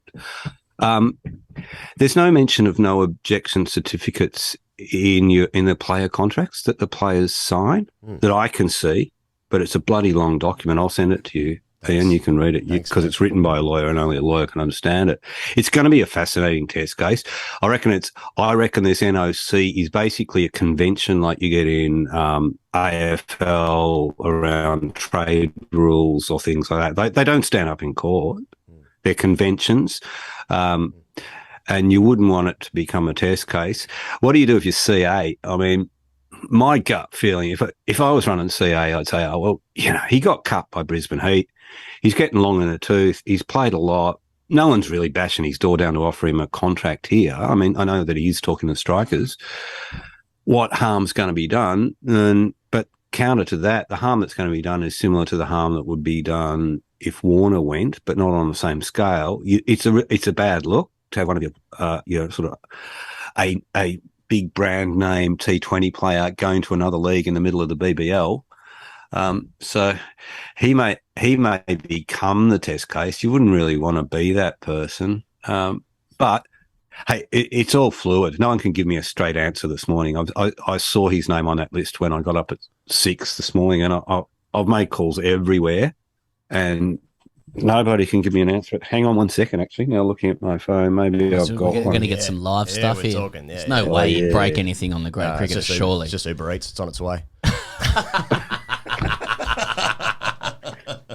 They're going to own a franchise. Well, he doesn't have a knock. So CA have just confirmed that he doesn't have a knock. So that moves to the next phase, doesn't it? Is he going? I'll just check if I've got another message. No, we haven't broken anything. He doesn't have a knock, so it's going to be an interesting scenario. He's keeping his cards very close to his chest, Linny, on this one. It's nice to be able to have something to talk about in winter with cricket, isn't it? Apart from somebody having COVID and winning a gold medal, that's a good yarn. You want to ask me about that? Yeah. Well, didn't we just learn that, medals trump health in Australia? So anyway, Pete, that's all for now. Thanks so much for your insight, mate. You are the guy on the phone getting all the messages. You truly are the whisperer. And I just want to say, Cricket Etc. is a great podcast, and also Pete's hosting the Chapel Foundation's get together tomorrow night. You with Pat Cummins. I think there's 508 guests. Hell of a cause. Do you want to tell us a little bit about it, Pete, and maybe if there's anything our audience can do to get behind it? It's the Chapel Foundation. The website address is obvious. Google it. We raise money for homeless youth. We're an entirely volunteer organisation. We don't even pay our lawyers or our accountants. We don't have an office. We don't have any overheads. Every cent you give us, well, almost every cent, we have bank fees, gets to homeless youth. We're very determined that we get the money to the right places and the right people. Even as we speak, we've got about a dozen kids in semi-independent living in Dulwich Hill, the next suburb to where I'm living. These are kids who have left their homes. No, kids don't leave their homes by choice. They don't choose to live on the streets. You only choose the streets over your home when the streets are safer than your home. This is a big rant, guys. We've got them in school. Well, the charity that we fund has got them going to school, in a safe house, social support, all these things.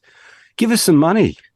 The Chapel Foundation. And tomorrow night, the lovely Pat Cummins is our guest of honour. He's going to be up there chatting with the great Tracy Holmes. Last year we had Tim Payne. The year before we had Jimmy Barnes, who's never played a game of cricket in his life. And the year before we had Ricky Ponting. So we always have good guests, and it's a good night. And presumably Pat's going to be playing in the UAE League. Pat? he'll make the announcement tomorrow night. Yeah. Well, that is one thing, actually. The bowlers... You're not going to get those fast bowlers in the BBL, no matter how hard you try. they want to put their feet up at that time of year, and you can't really blame them, can you? Yeah. Would you guys mind recording some promos for the cricket, etc. before we go? Probably not. Probably do mind. Yeah. You're just breaking up there, Pete. You're just breaking up. No, it's good to see how the professionals do it, guys. It's very interesting. Yeah. Pete Lawler, thanks for joining us. Thank you very much to Pete for his time, and of course, the Chapel Foundation dinner. You can get behind that. You can get behind Cricket, etc. Pete and Gideon Hayes' fine podcast.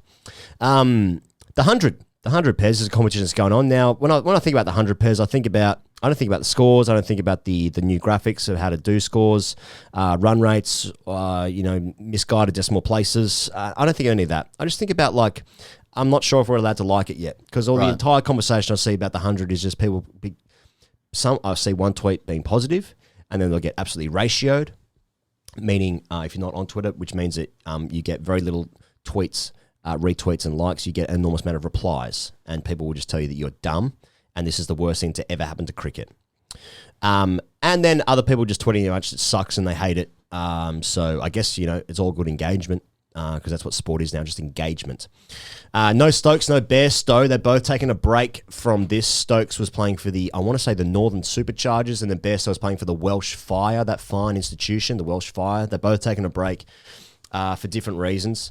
The Aussies in the comp, Tim David, Stoinis, Zampa, Maxwell, Nathan Ellis, friend of the show, Sean Abbott, Hilton Cartwright, Josh Inglis, Ben McDermott, Kane Richardson, Matty Wade, Dan Sams, and Ashton Turner are all playing for Australia. Hasaranga of the IPL, and of course Sri Lanka. He was denied an NOC by Sri Lanka, and he had to pull out of a £100,000 contract with the Manchester Originals because the Sri Lankan board wanted him fresh for the Asia Cup. So originally, I think it's called the Lankan T20 tournament, the Sri Lankan domestic league. That was supposed to be on at the moment, but of course there's been some civil unrest in Sri Lanka, so that was postponed. So then Hasaranga was like, okay, I'm going to go play in the 100. Got a contract for Manchester, 100K deal for a few weeks, and the board have said, no, you need to be fresh for the World Cup and then the Asia Cup, which starts at the end of August. So just goes. The reason I mention that is because it's not just an Australian thing where people are worried about where their players are playing, their players being the national boards, where they're playing. It's world class players like Hasaranga, who was sensational for RCB this year in the IPL. And the boards are like, no, you're playing with us. So all these teams are wrestling. They're wrestling with fucking club cricket and national cricket. I went on a wonderful trip to Europe with my then fiance in 2014, and we went to some museum or some shit somewhere. It was one of those good ones. Yeah. But you can't remember what the fuck it was. A hell of a day. Yeah. And what was that fucking bullshit we went to? It was a great dynamic display or interactive display of the changing borders of Europe through the 20th century. Or some shit. And God, they changed a lot. And they're still changing. I just feel like that's what's happening to cricket at the moment as well. Right. You can play, you can't play. The board's doing this. Fucking knock for you. No knock for you. I'm going for you with this coin. Yeah. You don't have a contract. Right. I'm not going to play in that competition. Mm-hmm. I'm resting my feet. I'm a what? I'm resting my feet.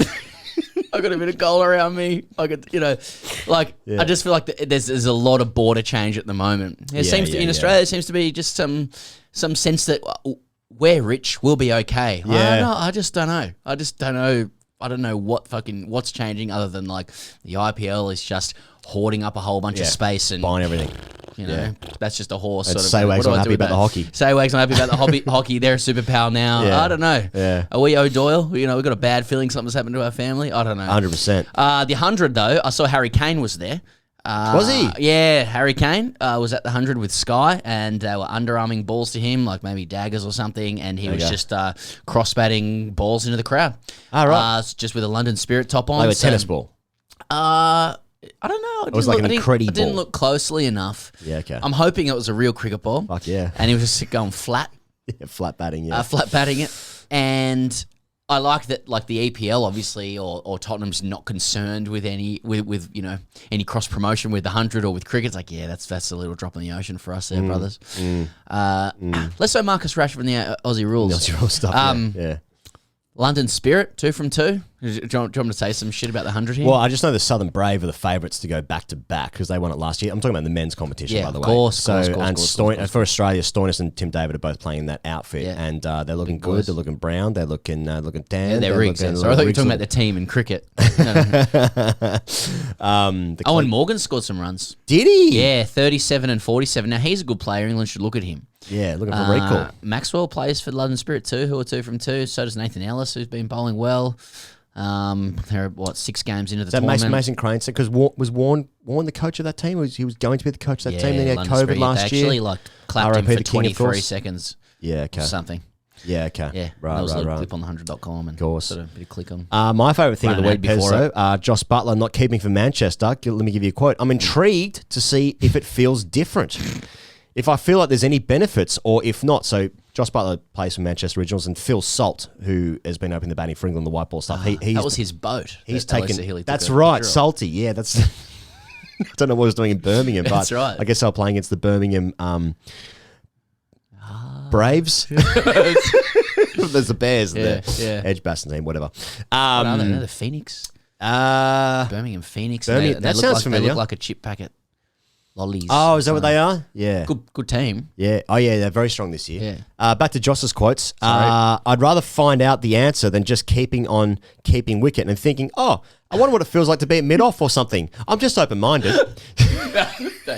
This is one of the great quotes. These guys play so much cricket. Mate, It's and like, I wonder what it feels like to be over there. It was like, that's what happened when you watch the test with Amazon. Yeah, it was like, yeah. finally, the insight into the elite thinking elite of mindset. of test cricket in the athletes. the prestigious Australian team, just kits lying everywhere. Josh Butler's literally the captain Fuck's of sake, England. boys. Josh Butler is very arguably the best Yes. white ball player in the world, as Yes. you regularly say. And that's just the sort of stuff he thinks. So I wonder what that feels like, beat mid-off. I want to be over there. Or something. Daddy. I'm just open-minded. What Can is I that? be over there? What's that like? Yeah. I just want to see that view, that optic. I want to be over there for a bit. Yeah. Yeah, what's that like? I took my son to his first ever footy game on Sunday. He's 4 years old. It was an Aussie rules game, and we had some tickets behind the posts. Oh, nice. And At the G? it was at Marvel Stadium. Oh, okay, I was right. closer, train stuff, Yeah, sure. And he was the same. He was just like, let's sit over there. He just wanted to see what it looked like. He just wanted the optic out of his eyes, and that's Yeah, what sure. Josh Butler's done as well. I Sure. want to stand there now. Yeah. I mean, it makes sense. He doesn't What's that need look this. like? He doesn't need this. It's like at school, you sit in a different chair in class. Oh, okay. Teacher looks different from me. It's like seeing a teacher out of school. What are you doing? Yeah. The fuck are you doing here? There's got to be studies into that. That's jolting. Yeah. I've worked at an after school care before. Get on really well with kids at the after school care. Catch them around the community in the village or something. Yeah. And he's like, hi, James. Yeah. James again. Yeah. Hi, James. Just look at you like you're a fucking biggest nonce that's ever been. God's ever put breath into. But what about, when we went to India last But week. I shouldn't have been wearing my merch. Yeah, my test jersey, to that's be true. fair, with numbers. Fucking minus 37 on the back. that's Yeah, right. yeah. When we went to India last week, Right. everyone told you that they thought you were shorter. Everyone was surprised how tall you are, Yeah, I mean, what do you do with which is that? similar. Yeah. Yeah, what are you supposed to do with that? I thought I mean, you'd be told. every- It's like, okay. every is that the presence I kind of bestow? I mean, one of our private conversations, one of the favourites, every single time we post on the internet is a comment of basically, why do you look like that or why are you wearing that? What was the new one I got the other day? Funny to see Pez's thighs in blue in denim. blue denim. Very specific. Might be some Yeah. fetish stuff. Hard to say. Funny. Have a go at those thighs. Have a go at those Jonathan pies. I've seen something, but let's let the old fingers there and just type that in the old keyboard. Click send. See what comes back there. Oh, she's a long show. The West Indies and India, Pez. India won the ODI series 3-0, and then they've won the T20 series 2-1. The second T20 where we caught up to last week, India hit 138. Obed McCoy took 6 for 17. Okay. Unbelievable. And West Indies chased that 5 down. Brandon King up in the batting, hit 68. The third T20 though, Pez, India got it done. They won that game there at St Kitts. West Indies hit 164 for 5. Kyle Myers also opening the batting, hit 73. India chased it with 1 over to spare, 3 down. Suryakumar Yadav, 76 off 44. I find this very interesting, Pez, in terms of Sky. He is the guy who would replace Kohli if Kohli was not selected, because I don't think Suryakumar Yadav makes the first team. So India won this series, white ball series, 5-1 away from home with the B team. So they went 3-0 the ODIs. They won 2-1 in the T20s. So T20s it was a 5-match series. I'm just looking at it now. They played last night. It's endless. Oh, it's endless? Yeah. I thought it was just 3. 188 played 100 last night. Oh, God. Fuck me. I'm dumb. No, you're not. Just You're endless? No, it's just games, mate. Well, It the doesn't Premier matter. League's back as well. Yeah. Only finished 2 months ago, but there's a World Cup later in the year. Just and games. Deluxe Strauss hit 64 last night. Hood at 30. I mean, what? Hetmeyer 56. A couple of guys just knocking balls about. Yeah. I don't know. Axel Patel 3 for. Yeah, of course. Okay. Well, I think my point remains, I mean, Suryakumar Yadav, because he had an excellent series in England as well, didn't he? He did some amazing shit in England. And he is a guy who I would... This is the thing with Kohli. I'm keeping to my Kohli, but it's an interesting one with Kohli because he hasn't scored runs in so long, like big runs. And it hasn't come to pass just yet where there's a guy in this B team, next cab, who's done something consistently amazing. He's doing it now. And so I feel like these runs are actually putting more pressure on Virat Kohli, who's not playing at the moment, of course, and won't play in Zimbabwe either. He's back for the Asia Cup, Kohli. I say this, which is in a couple of weeks' time. That's August 27 or 28, one of the two. It's the same day as when the test matches start, England, South Africa, or same week anyway. India begin their campaign against Pakistan on August 28. Yeah. First match between the two sides since they met T20 World Cup last year. Now, India's also playing Pakistan at the MCG for the T20 World Cup. We've got a couple of things in store for that, but we can't say too much at the moment. Yeah. It's at the MCG and we'll be there. A couple of things in store I'm really excited about. Straight from Higgins' brain. It's one of the great things. Anyway, so I shouldn't talk it up too much. But and then there's a team that hasn't qualified yet for Group A, which India and Pakistan are in. Yes. That is between UAE, Kuwait, Singapore, and Hong Kong. So good luck playing against India and Pakistan, guys. Is Tim David available for Singapore? He can clob them. I don't. What else? Sky's inevitable for India. I think all 3 formats down the track. It'll happen. It'll happen. It'll just get in there. Well, I just feel like it's just he's done so well so recently, and there's another guy who has not done well for a long time. And Kohli is at the end of his career, like he's 34. It's towards the end at least. Come on. And Sky's he's not sort of vigorously knocking the door. It's becoming a bit of a bash. Bashing him down, yeah. It's getting the sledgehammer out. Yeah. I wouldn't say the sledgehammer's there yet. It's not a lot of 3-figure stuff, but yeah, he's... I was looking at the West Indies team, mate, and I was thinking, like, their middle order, they got Nicky P, that's Puran, Hetmeyer, Robin Powell. Robbie P. And Robbie P. Like, that middle order is very, very good. That's IPL world-class quality. But outside of that, there's not much. I mean, I know Oban McCoy... It's an honest day good. 6 for 7. It's international cricket good, but it's not like... Narayan's a good player as well, of course, but I'm thinking about in Australia especially. Like, I don't think Narayan will have as great an impact as what he did perhaps in the UAE. You know, sort of mystery spin. They didn't pick him last tournament, though, did they? They didn't pick him because of his fitness. They didn't pick him. That's right. Yeah, there was a bit of what's he like as a bloke about it. Wasn't it? Bloke stuff. Yeah, a bit of bloke stuff. But then of course I got like Pollard. He's a good player. But yeah, I guess Andre Russell, he's good as well. Yeah, he can play. So it's just there's enough there. I just feel like that middle order is very, very good. But it's international good, isn't it? Every team is very good. Every team's got a middle order. That's guys who's better done than like Australia. crazy shit in That's cricket. better than Australia. Puran, Hetmeyer, Powell. I think that's better than Australia. I don't think that's better than Australia. Oh, interesting. Well, you're allowed to be wrong. It just all falls over when the agreement stops. The ego falls over. Bez, let's talk about Manscaped. Use the code TGC for 20% off at manscaped.com.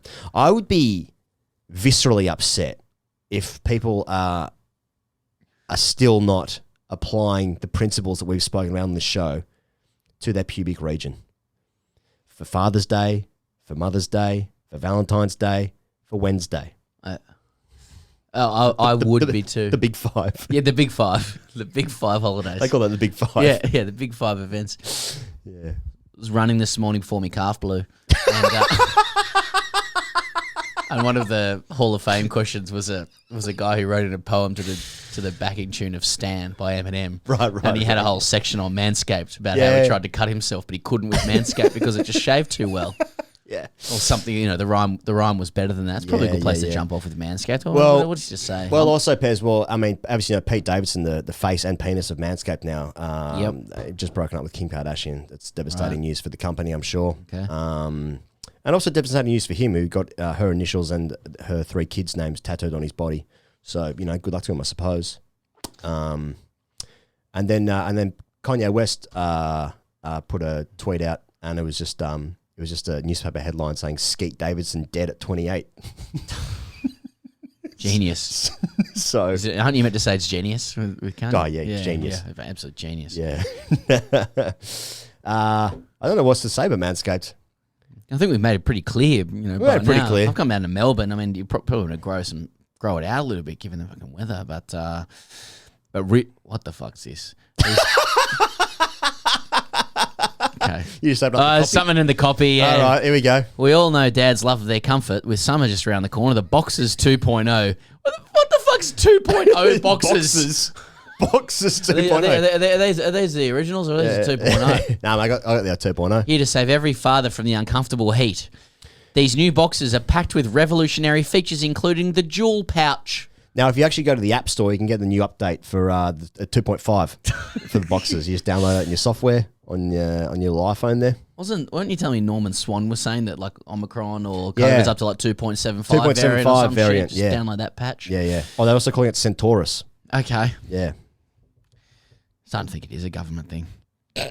Just keep it going. Monkeypox here now, all right? Yeah. Whatever. Jab us up, brother. Yep. I'm 4 for jabs. Where are you on the jab? 3 for. Oh, 3 for. Yeah. Okay. Work hard. You've got a little Michelle coming up. Little Michelle Pfeiffer. Hopefully. Get one out Fingers for crossed. monkeypox. Fingers crossed. Yeah. Well, I got a flu jab as well this year. I got a flu, so you including that? Well, that's a 5. You got a bag. Yeah. Yeah. You got a bag today. Yeah. Good for you. I'm jabbed up to the eyeballs. Yeah.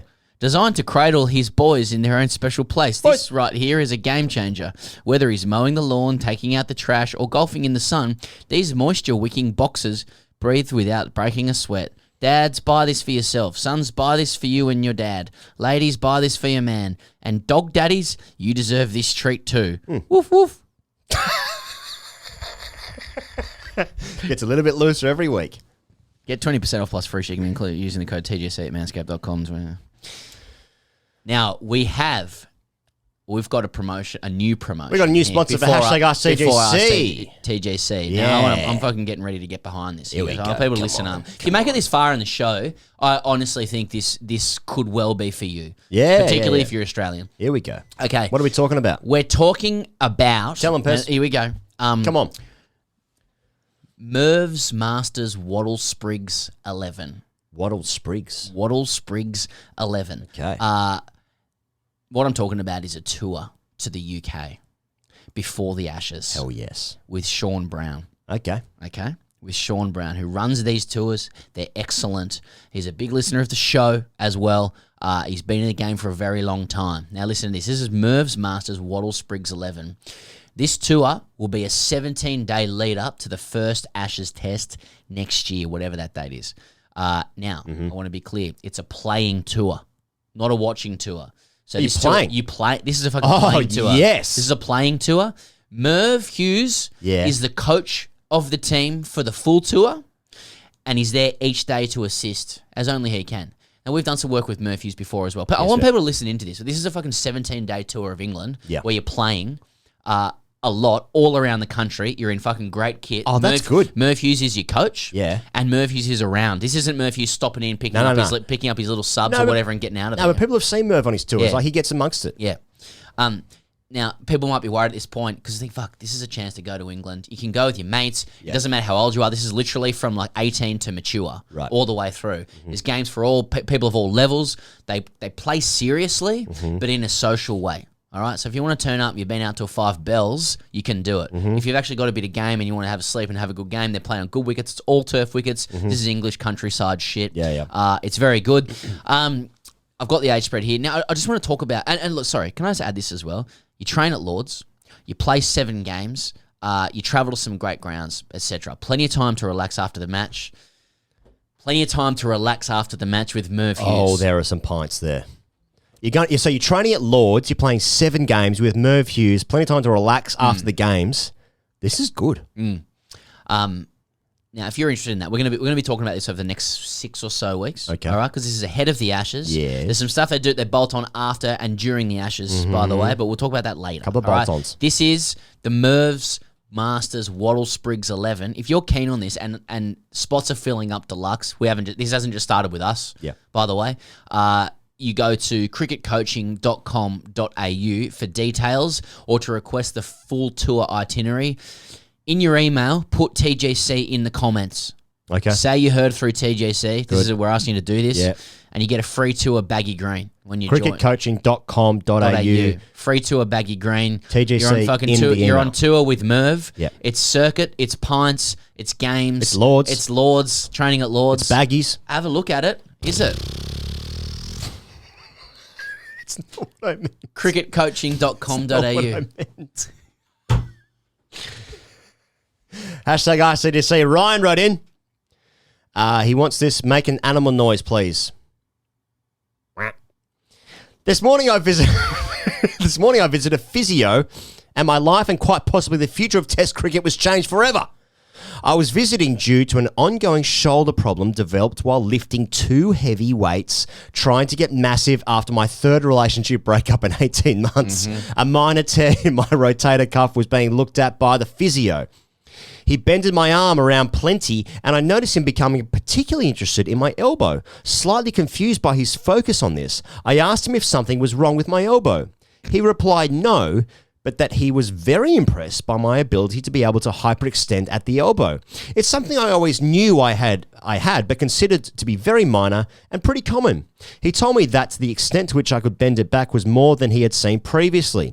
Sitting in this shitty physio room in the south of England on a Saturday morning, my mind was instantly transported to the world-renowned ASKTGC discussion relating to how we need to smash Anglo bones into new shapes to stand any chance of dissuading the Asian century.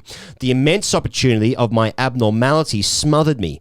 And after the session was concluded, I got in my car and began to draft this letter to you.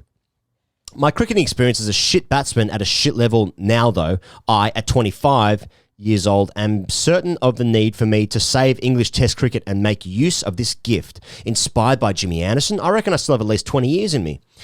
My questions are highly important and as follows. How can I best make use of this opportunity? I did used to bowl some right-arm dobblers, but I am unsure if spin is a better choice in making use of the bend. Should I bowl left arm? Both arms bend? My shoulder is still pretty fucking wrecked and feel like despite the complete lack of coordination in my left arm, it is the best opportunity in terms of longevity. If Harath took 400 plus wickets, then surely I can do the same. Thirdly, and finally, do you think that I'll have enough time to go past Murali? If I'm going until I'm 45, then somewhere around 40 wickets a year should be easily attainable, right? Thank you for the time this message clearly deserves. Love, Ryan. XX. Oh, man. It's like some of this kind of talent is just wasted on shit. You know what I mean? It's a waste, I mean, I'm glad that Ryan has discovered this now, but fuck me. Yeah, where were you? Where are his parents with this kind of stuff? Like, and this is a failure. It's negligent. Is this in England or is this England. Australia? England. Yeah, like this is a failure of the ECB. This is a failure 100%. of Sport England. Fucking It's a failure of Bunbury little government. bitch tournament. Yeah, mate. They need to get some of these testers into schools. Yeah. You know what I mean? Yeah. And look, Get a fucking protractor into a That's a free school. piece of advice to England. Yeah. I'm saying, if you're listening in Australia, you just need a couple of testers and a couple of protractors. Yeah. And we can actually keep up with the Asian century. I Yeah. mean, we've had people writing before and say, is it more about like physically dislocating people's wrists and Yes. shoulders and smashing their fingers up with Fuck hammers Brexit. and shit? What about the bend in the elbow? Yeah. But there are some people out there who are born this way. Lady Gaga. And that's right. And see, there's the lyrics I get There we involved go. in. Yep. I get involved in them. And we need to make sure that our country can find those who have basically fucked up physical features Yes, that we can abnormalities. that can be exploited Yes. for Defects brief from cricketing birth. success. Yes, that's right. Birth defects to play better cricket. Yeah, that's right. The Now, defect program. now, as we know, Test cricket is dead. Mm-hmm. Everything is dead except for short format competitions domestically Yeah. yielding high income, Yep. high yields. Yep. So don't worry about 800 Test wickets. You're living in the past there. Yep. Worry about, can you take 3 for 15 or 4. Yes. That's the future. Yeah. Fuck 800 test wickets, wasted. I mean, 3 for 15 or 4, that even feels old. Like, really good bowlers these days, they just stay under 10s. You know, by the time... Under 10s. 10s and over. You know what I mean? Yeah, I understand. Yeah. That's how... So sort of 2 for 38. That's how inspiring bowling is these days. Why would you do it? Can you stay under 10 runs and over? If you can, you're an absolute jet, as they say in Melbourne. Right. You know? 2 for 38, that's World Cup winning stuff. Yeah. Can Australia find 5 bowlers that can go under 10? What if you could hyperextend your elbow and that actually helps with your levers for a bat swing too? What would you bowl if you could chuck it? Would you bowl pace or would you bowl spin? Is everyone allowed to chuck it? Yep. Yeah. So it's not like a secret thing that I can do. Like Change my mind. It's a secret. Secret. I'm spinning it for me. Yeah. I mean, I'm trying to think about some of the other things you could do in the nets and stuff though. Okay, Pez, what about this? Okay, 2 options. You are bowling spin and you chuck it, and no one in the world can pick your doosra. Well, but the other option is you bowl pace and you chuck it, and you bowl at 110 miles an hour. Which is 175 kilometers an hour, I think. I think the sex is better at 110 Ks. I think you're getting invited into more threesomes. You know, your teammates are rocking up across the pool as you're lying there. As you're there. I don't know how you brought that into it. Well, you know how I brought it into it. I know exactly how you brought it into it. I think you're getting invited into more, more consensual group sex. Sure. And that does really factor into your long-term, cricketing future contracts. Your long-term deals. Obviously, a humiliating doosra is some of the great stuff, but all time. But you can't really compare to like the kind of the frothing the frothing atmosphere and fear around Lords when Jofra basically nearly killed Steve Smith, who to that point couldn't get out. Yeah, gladiator stuff. It was and thumbs down. Yeah, I'm like I'm a junkie for that kind of stuff, and then to think about the off-field damage, consensual. I'm doing a bit. I'm playing a role. I reckon you can invite it to more threesomes. that you can't tell me that using a factor. Also invited. We cordially invite you. Yeah, well, to an evening of light refreshments. Do you remember and double penetration? Like when Steph Curry sits down and he gets pitched by Nike and Adidas for his apparel partnership, Under Armour, etc. Mm-hmm. You can't tell me that if you're sitting down and you're being pitched at by chucking doosra or chucking 110 clicks, miles that is, that like the clincher wouldn't be the sex slide. Yeah, okay. Do you know what I mean? Yeah, okay. So I'm just being honest. Also, it's crass, but it's honest. 110's quick. It's pretty quick. And look at how that, Yeah, that does factor into other elements outside the playing field. Yeah, you're right. Well, that's something to think about. Hey, thank you very much to Pete Lawler for his time today. And of course, we've not spoken to Alana King just yet, but I think that will transpire. So thank you very much to Alana for her time as well. Gold for Australia. Gold. Salt Raining online. Gold. Salt. Feel salt. Not Josh Butler though, he's at mid-off. Hey, interview with Kyron Pollard is out on Patreon tomorrow. Hashtag AskTGC Fridays is all on Patreon, patreon.com/cricketer. Thank you very much, as always, out there for watching and listening. We'll see you guys on the internet soon. Cheers.